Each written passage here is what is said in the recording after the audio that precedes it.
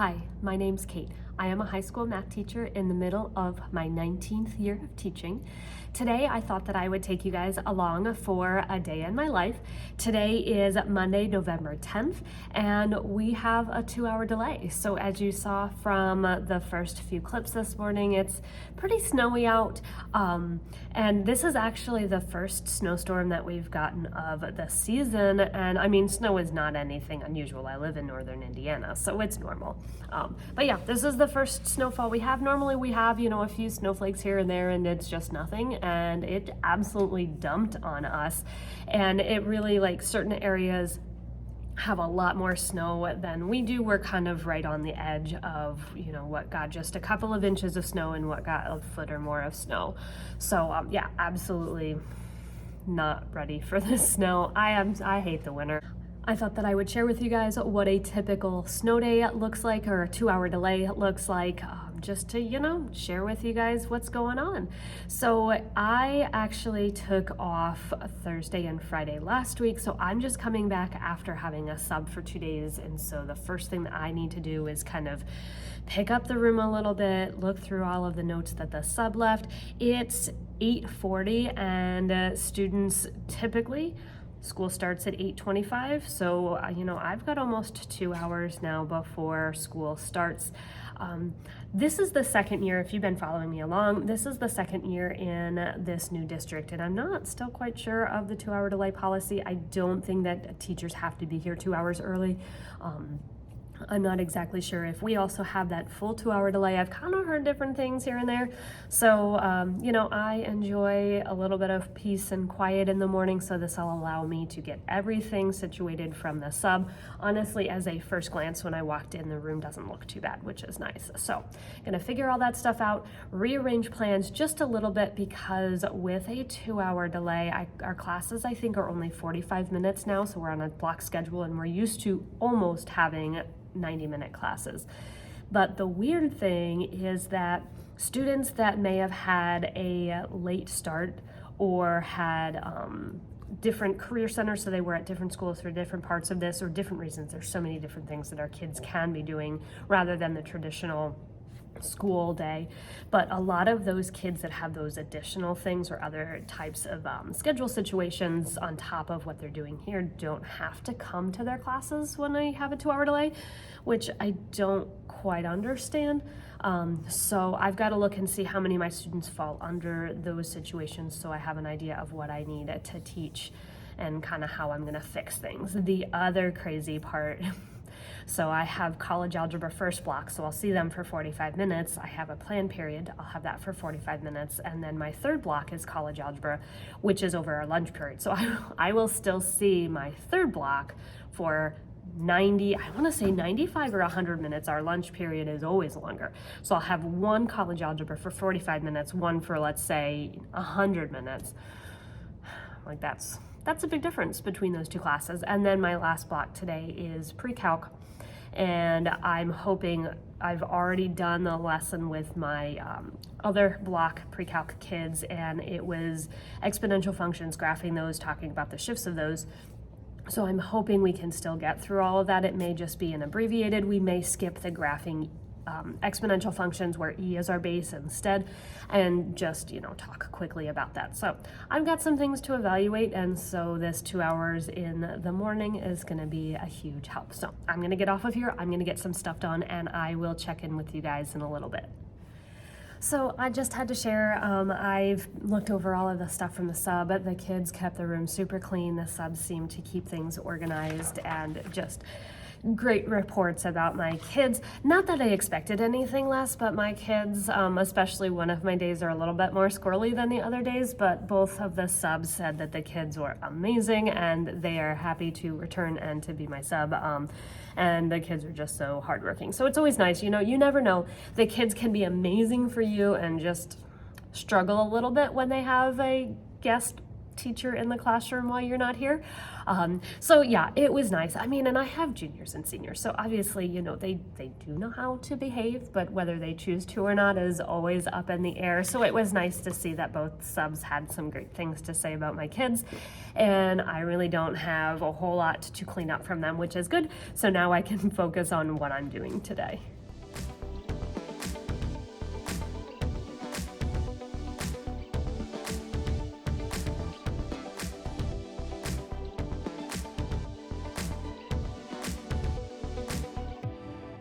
I think I've got it figured out what I'm going to do. So with my college algebra class, my first class that's only 46 minutes long, they are going to be doing just the front side of this worksheet.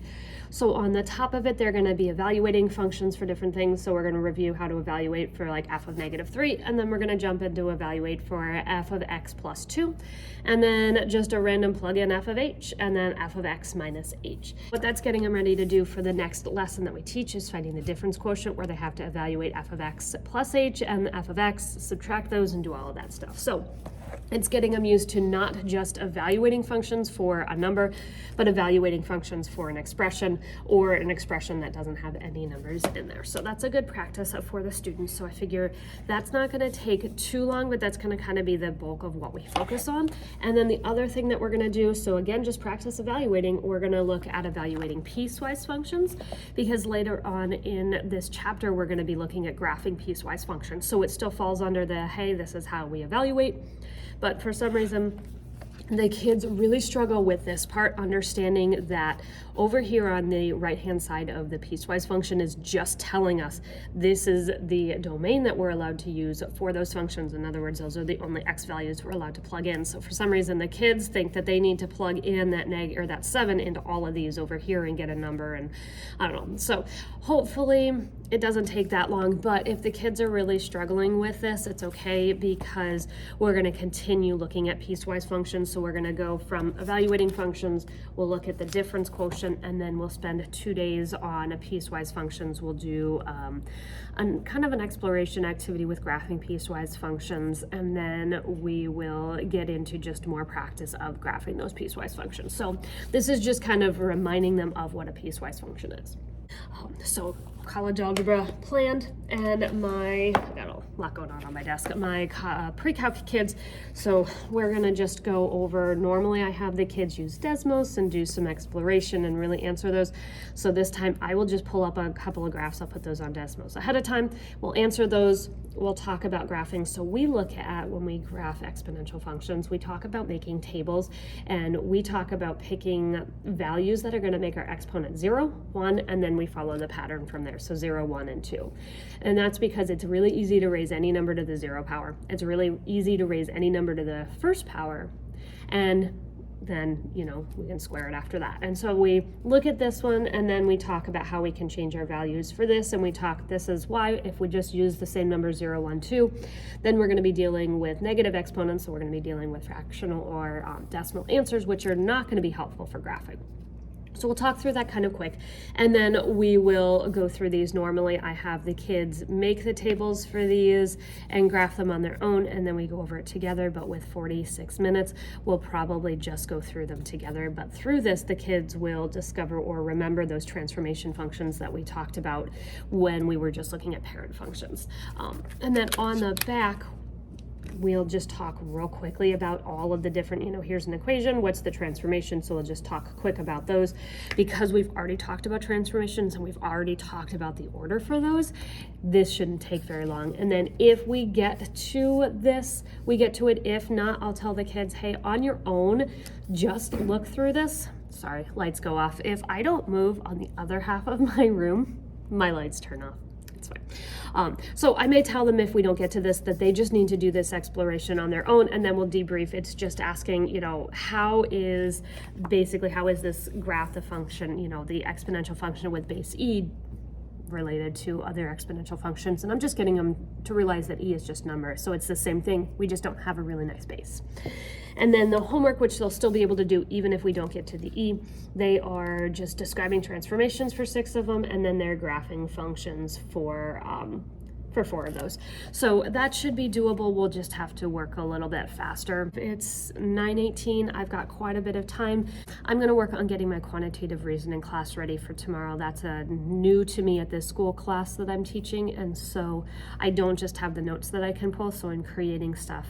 And so we're starting to talk about budgets. I'm working on those notes and I'm working on a homework. Normally for that class, the homework's been really boring. It's just been out of the book and it's not been fun. So I think what I'm gonna do is try to give them some other activities. I love giving, the mystery activities and the color by number activities and the mazes and all of those things. And my college algebra and my pre-calc classes have those because I've taught those for years, or taught those, concepts for years. So I have all of that stuff made. And I need to start working on that for my college algebra class. The problem is that every single problem in quantitative reasoning is like this big long story problem. And here is a budget. I know it's not really focusing. So they have these big tables with a budget, but like everything is tables or crazy long story problems, which doesn't leave, there is absolutely no room for the students to do their work, which is fine. They can just do it on a separate sheet of paper. But part of the nice thing with these color by numbers is, with all the other concepts that I build, is that, here's the problem and here's all the space to do the work. So it'll work. This is just, I gotta edit this. So my goal is to work on editing that, and then I need to figure out what pictures I'm gonna have everybody color, and I'm gonna work through that. So I think I was holding, yeah. So anyway, that is now it's not upside down. But yeah, just really big, long problems, and it just doesn't lend itself as well to the activities that I create for the other classes. Like trying to do a maze with this would be impossible. So I gotta figure out and be a little bit creative, but I'm gonna work on this so that I can hopefully get those copies done today, and then maybe work on getting copies ahead for pre-calc. I think I have all of my copies for this week for college algebra, which is great. So I wanna get my copies ahead for pre-calc and then continue working on quantitative reasoning. Okay. I'm gonna get some work done.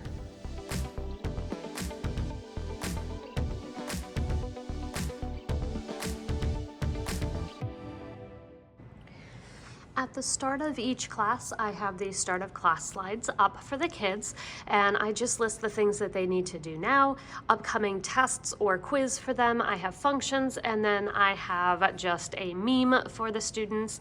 Now, I'm still trying to get the kids to work on this do now. Typically, the first thing will be turn in homework, the second thing will be gather the supplies, and then the third will be do the warm-up. The kids, most of the time, at least do their homework, and then they jump right down to the warm-up, and they don't worry about gathering the supplies. So I know that's not a huge issue, right? But the problem is that as we're then doing the notes, and I'm like, okay, guys, on the top of your paper, and then I have 15 kids getting up and trying to find a piece of paper. And I'm like, you had all this time at the start of class, before class started, to grab those things. Or a calculator. We're in the middle of something and then 6 kids have to get up and grab a calculator because they realize, that they need a calculator for whatever we're doing. So I'm really trying to get the kids do this, especially that calculator. When they walk in, hey, let me show you guys. So here's the door. They walk in, right there. There are the calculators. Shouldn't be that hard.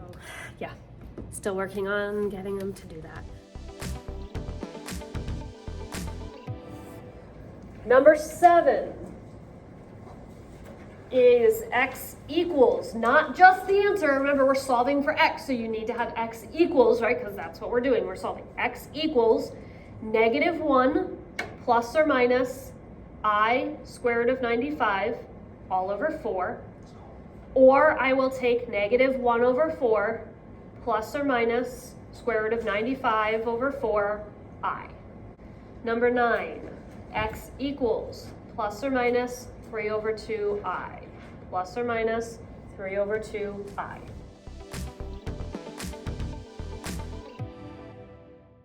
I've made it to lunch. I completely forgot until another teacher reminded me that our schedule is completely bizarre during a 2-hour delay. So I saw my first block and then we went straight to third block.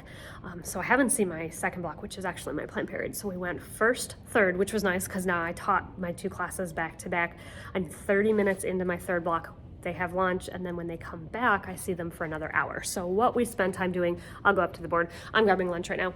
But what we spent time doing was just going over all of the answers to the review that I left when they had the sub. And we went over all those answers. We went over a bunch of questions, did a bunch of stuff on the board. And then when we get back from lunch, then we'll go over our notes, and then I'm just gonna give them time to work on their homework. But to show you guys, it's kind of hard to see, but there's just remnants of some of the problems that we did.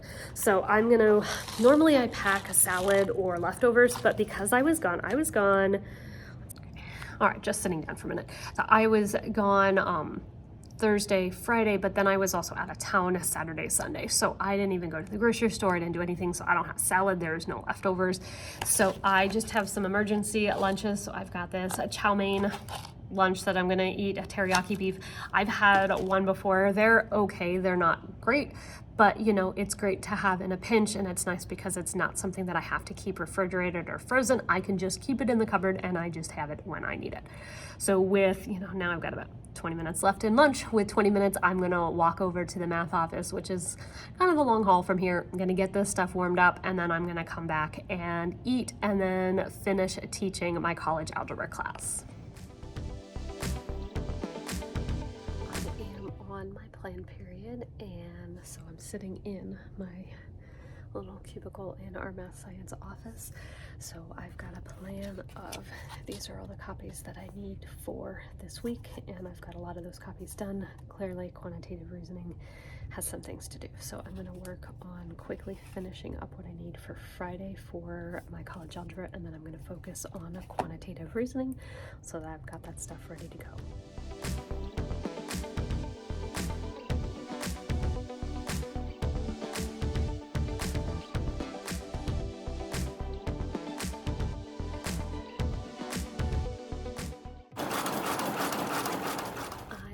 My copies made for college algebra for Friday, and I was able to get my homework, my classwork/homework activity done for college algebra for tomorrow. So they're going to work on this color by number activity, got that done, and then they have a choice of 3 different pictures to color. So they have this little special turkey, and then they've got 2 different leaf patterns. They can color this one, or they can color that one. So that is, we're going to go through some really quick notes talking about a couple things, kind of debriefing what they did with the sub, and then they'll work on this activity. My goal is for them to have it done in class so that they don't have to take it home and color it. For our classwork today, we're going to just do our best to get through what we can get through. There may be some stuff on the back that you guys will have to look at on your own. The very stuff on the very back at the bottom is not on your homework tonight, but it'll be something that you guys will need to know. It's just kind of an investigation. You guys would have done it on your own anyway. So we'll get through at least the first page and the top half of the second page today. That's really our goal. So we are jumping into chapter 4. Chapter 4 is all about exponential functions and logarithmic functions. So we're going to today look at graphing exponential functions. You guys looked at with the sub the log properties. And then when we are in class, let's see, Wednesday, we'll do a warm-up that kind of touches on all of that stuff that you guys did with that exploration, and then that'll give us a chance to talk and make sure you guys fully understand those properties. Those were all things that you guys should have learned in Algebra 2, so hopefully as you did them, some of those things kind of looked familiar to you guys. Okay. So if you would send somebody up to pick up a copy of the classwork for everybody. So when we are looking at this function, y equals 3 to the x, or f of x equals 3 to the x. So we're talking f of x equals, so it would be a times 3 to the x plus h, x minus h, and then plus k. So this is kind of the standard form for these exponential functions, where our a does a transformation, up in our exponents we have those transformations, and then our k we have a transformation. Okay. So as we're looking through our different transformations in A, f of x equals 3 to the x plus 1. What transformation happens in A? Left 1, do you guys agree? Yeah, so shifts left 1. Doesn't come across real well on the camera, but it is snowing again. Actually, it's starting to snow quite a bit, so yeah, drive to practice. Gonna be fun. The day is over. I know I didn't get a lot of clips of teaching today. Honestly, it was a crazy day just having the 2-hour delay and classes shorter. I barely got through what I needed to get through in my pre-calc class. We didn't even come close to talking about the graphing with the natural base or with base E. So I told them that they had to kind of do that exploration on their own and that we would touch base next class about that. And the other reason I didn't have my iPad today, so if you guys have seen other day in my life videos, I teach with an iPad where I am able to project the lesson on the board and I can annotate on my iPad and wander around, and I accidentally left that at home. I know I had extra time and I left things at home today, but I have a document camera here, my trusty old document camera, and it's okay. So it's just harder because now I'm stuck sitting at my desk teaching, which I hate to do. I am definitely a mobile person. I love to wander around as I teach. So I feel like, I'm sitting here talking to the kids, but I'm constantly wanting to point things out. And I know I can, under the document camera, point things out, but I just feel like it doesn't work as well. So I'm up and down and I'm moving around. And so it was definitely a little bit more challenging today. Good news, you get to use some of my fun pens I don't ever use anymore because I, don't collect homework to grade. I don't, I teach everything digital pretty much. So anyway, but the day, it was good. It was strange just having classes broken up the way that they were broken up, but it wasn't a bad day. So I hope you guys enjoyed this day in my life video. If you did, please give it a thumbs up. If you are interested in following along more with my journey as I teach, please subscribe. I do upload videos every Friday, but you can hit that notification bell to be notified the next time a video goes live. I hope you guys have an amazing day. Bye.